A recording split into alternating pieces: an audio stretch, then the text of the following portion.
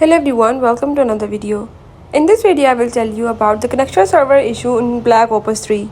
So if you are facing the Black Opus 3 connection server problem in Windows 10 and 11 PC, I will tell you how to fix it. Before I start, if you are new here, don't forget to subscribe and press the bell icon. Now for further detail, let's watch complete video, follow the steps and learn it.